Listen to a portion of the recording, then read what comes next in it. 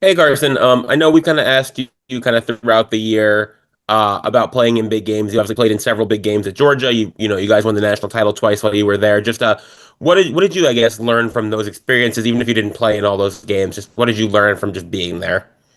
Yeah, of course. Obviously, these big games, the atmosphere and the environment is going to be next to none. And for us, what that means is focusing in on our preparation, right? That's all we can do is focus on our preparation. Obviously, we're super excited for this opportunity, super excited for the challenge that this is going to, bring towards us. But again, all you got to do is focus on your preparation and continue to work each day. And then ultimately on Saturday, go out and execute. Next, we'll go to Matt Shodell. Matt, go ahead. Yeah, hey Carson. Texas A&M, obviously their third down defense and their sacks is something that catches everyone's eyes.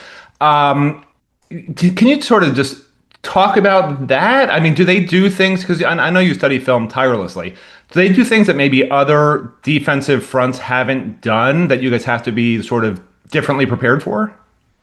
Yeah, I mean, obviously they're the number one team in the country on third downs, and a lot of that is accredited to the players that they have on their defense. They're obviously super talented in the back end, super talented up front, and in their linebacking core. But another part of that is the scheme that they do, right? What their DC has obviously schemed up each and every week, scheming up protections and bringing different types of blitzes and mixing up coverages and things of that sort. So again, we understand, the challenge that we're going to have to face when it comes to third down, and obviously that's a huge emphasis for us as we head into this game on Saturday.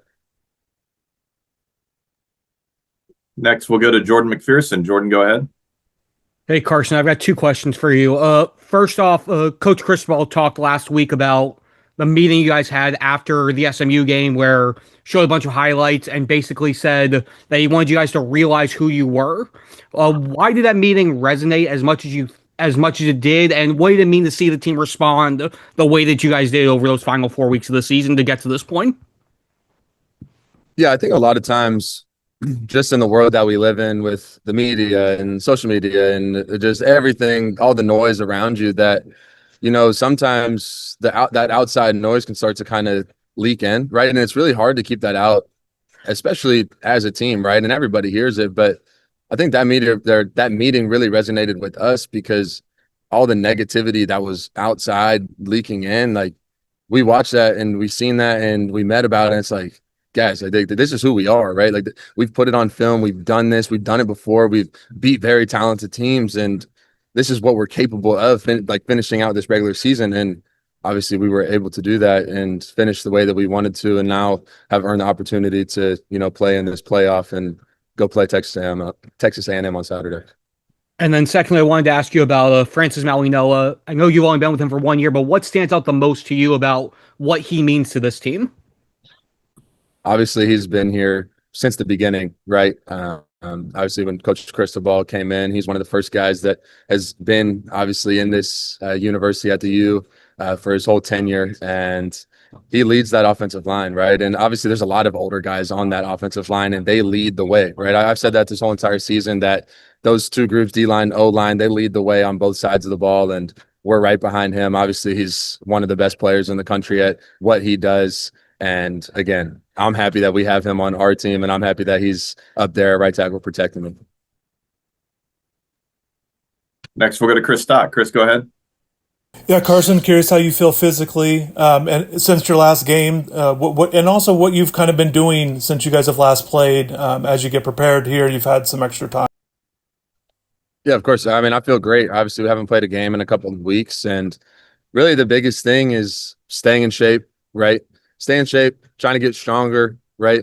Put on some extra muscle that maybe you lost, throughout the season. It's kind of hard to maintain that, as you go through the season. You're playing games, you're getting banged up, you're beat up, right? So you get a little time off. It doesn't necessarily mean it's time off, right? It's time to work. It's time to get better.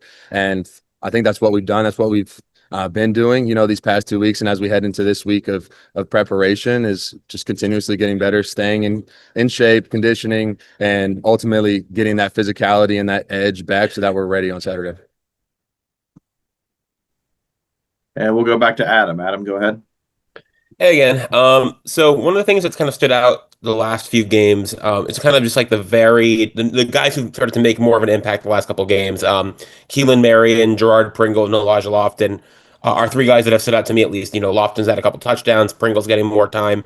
Keelan's become a go-to target. Just how has adding, getting those guys more involved, letting them have kind of more of an impact in the offense, how does that change up or maybe make things more difficult for opposing defenses when they can't just lock into one guy? Yeah, well, you get obviously CJ goes down, right? Lyle's been battling, injury throughout the season, and you get guys that go down, and obviously it's always next man up. But like we really mean that when we say that, right? And we've also shown that. Those guys have really stepped up in those big time situations and big time games, right? And big time moments as well. Making big runs on first down, explosive runs, making big plays on third down, touchdown catches, things of that sort. So again, the chemistry continues to go, and it's really all starting to come together at the right time, I feel like, for us. And again, those guys have stepped up in an instrumental way for our team, and we honestly expect that out of them as we head into this postseason. And we'll wrap up with Tim Reynolds. Tim, go ahead. Thanks, Carter. Hey, Carson.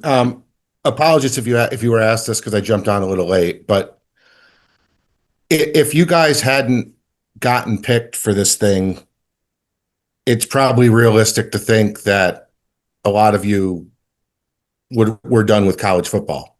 I mean, nobody knows what would have happened with the bowl game, and you know how people opt out and all that good stuff. How relieved, excited, nervous, whatever the emotions were you in that moment, waiting to see if you guys got in? And just what is this? I mean, you came here to try to win a national championship, to have this opportunity. Just what does it mean now? It means everything. And you just said it. You kind of answered the question.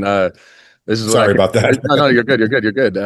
This is what I came here for. Obviously, back a year ago, I was waiting to, get surgery on my right arm, it's crazy how much can happen in a year. And here we are, right? It's been one hell of a year, and there's been a lot of adversity that we've had to face as a team, that I've had to face individually. In that moment, to see the U come up on the TV, I obviously was extremely excited and ready for the opportunity, right? This team is excited to compete. We're excited to go out there and show the product and the brand of what the U is, right? What the U is and what it stands for, and the culture of who we are. So again, we've been preparing our butt off, and we're ready to go compete. I know you wanted it to happen. That's an obvious one, but you knew the noise and the dialogue going in. Did you think it was going to happen? Oh, absolutely. And honestly, just based off of the way that everything was trending, right? And obviously we started lower just based off of kind of when they started the rankings and whatnot, but we knew what had to be done. We knew what we were capable of to put ourselves in a position for the people that were making the decision to see, hey, like these guys are ready and can compete with anybody, kind of like I said after the Pitt game. And I truly believe that. And, obviously they made the decision to put us in, and here we are preparing and have been preparing these past 2 weeks to go face Texas A&M on the road.